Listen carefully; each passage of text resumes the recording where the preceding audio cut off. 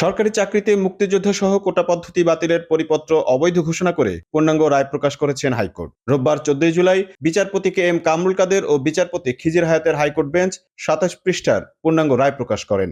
এর আগে গত 5 জুন সরকারি চাকরিতে প্রথম ও দ্বিতীয় শ্রেণীর মুক্তিযোদ্ধা কোটা পদ্ধতি বাতিলের সিদ্ধান্ত অবৈধ ঘোষণা করেন হাইকোর্ট। এরপর 9 জুন হাইকোর্টের রায় স্থগিত চেয়ে আবেদন করে রাষ্ট্রপক্ষ। ওই দিন এই আবেদন শুনানির জন্য আপিল বিভাগে পাঠিয়ে দেন চেম্বার আদালত।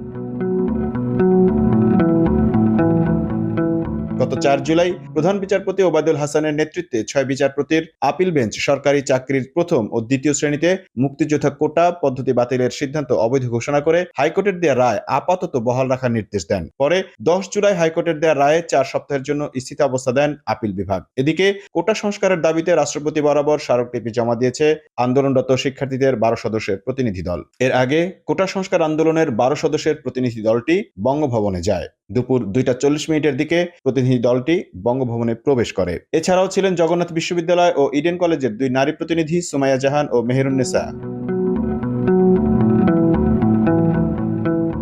এর আগে ঢাকা বিশ্ববিদ্যালয়ের কলাভবনে গ্রন্থাগারের সামনে বেলা 11টার আগে থেকেই ছোট ছোট দলে জড়ো হতে শুরু করেন আন্দোলনকারী শিক্ষার্থীরা। পরে দুপুর 12টায় তারা কেন্দ্রীয় লাইব্রেরির সামনে থেকে এ পদযাত্রা শুরু করেন। এতে ঢাকার সব শিক্ষা প্রতিষ্ঠানের শিক্ষার্থীরা যুক্ত হন।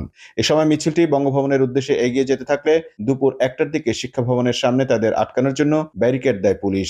পরে শিক্ষার্থীরা পুলিশের ব্যারিকেড ভেঙে এগিয়ে যান।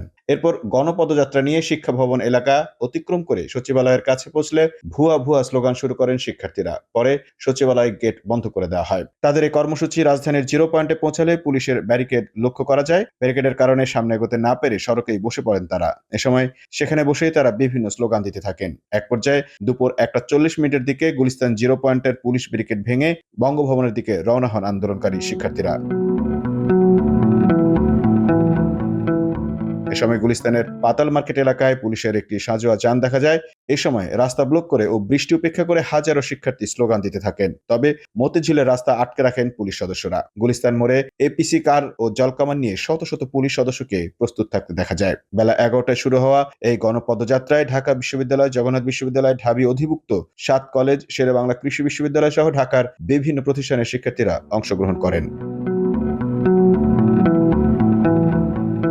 Mamun Mahfuz, time news desk.